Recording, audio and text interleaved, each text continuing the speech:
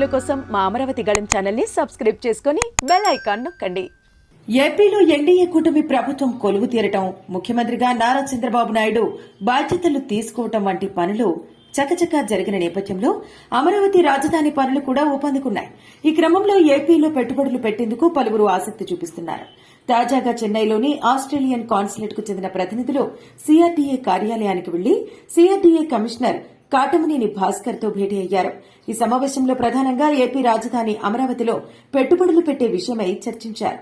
చంద్రబాబు ప్రభుత్వంతో కలిసి పనిచేసేందుకు సిద్దమని వారు ఆసక్తి వ్యక్తం చేయగా, అమరావతి ప్రత్యేకతల గురించి కమిషనర్ భాస్కర్ వారికి వివరించారు. వారు కూడా పలు అంశాలపై వివరాలు అడిగి తెలుసుకున్నారు. అమరావతిలో పనులు ఎప్పుడు ప్రారంభమయ్యాయి, రాజధానిలో ఏ ఏ రంగాల్లో పెట్టుబడులకు అవకాశాలు ఉన్నాయి అని వారు ఆరా తీశారు. అమరావతి మాస్టర్ ప్లాన్ పెట్టుబడులకున్న అవకాశాల గురించి కమిషనర్ భాస్కర్ వారికి వివరించారు.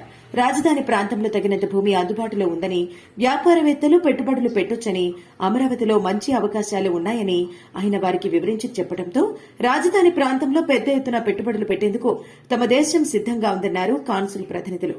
మొత్తానికి చంద్రబాబు సీఎం అయిన తర్వాత రాజధాని అమరావతి అభివృద్దికి అడుగులు వేగంగా పడుతున్నాయని సర్వత్రా అభిప్రాయాలు వ్యక్తమవుతున్నాయి.